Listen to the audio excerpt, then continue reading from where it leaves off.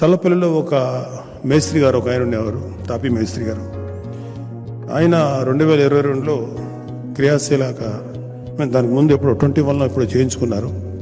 ఆ ఇంట్లో కూడా తెలియదు అతను క్రియాశీల మెంబర్ అనేది, జనసేన సింపథైజర్గానే అతను తెలుసు.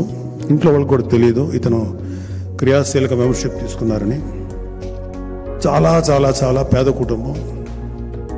సరే, దురదృష్టం కొద్దిగా ఆయన చనిపోయారు.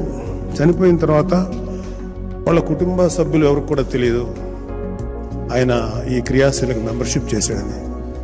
సో ఆ రోజు ఆ కుటుంబాన్ని, ఆ చనిపోయిన వ్యక్తి తాలూకు కుటుంబం గురించి ఎంక్వైరీ చేసి వాళ్ళ కుటుంబ సభ్యులకి ఆ రోజు జనసేన తరఫున 5 లక్షల రూపాయలు ఇస్తే వాళ్ళు చాలా ఆశ్చర్యపోయారు. మాకు తెలియదండి, మా వ్యక్తి ఇలా చేశారు ఇట్లాగని అని. వాళ్ళు ఆ 5 లక్షలు అంటే అత్యంత పేద కుటుంబం, 2 ఆడపిల్లలు,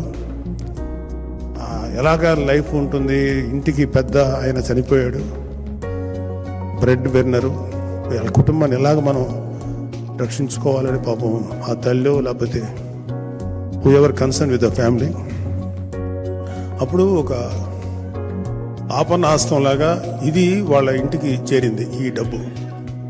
సో అదే చెప్తున్నా, చనిపోయిన వ్యక్తిని తీసుకురాలేకపోవచ్చు కానీ ఆ కుటుంబానికి జనసేన పార్టీ ఎంతో అండగా, ఆర్థికంగా అండగా నిలబడుతుంది.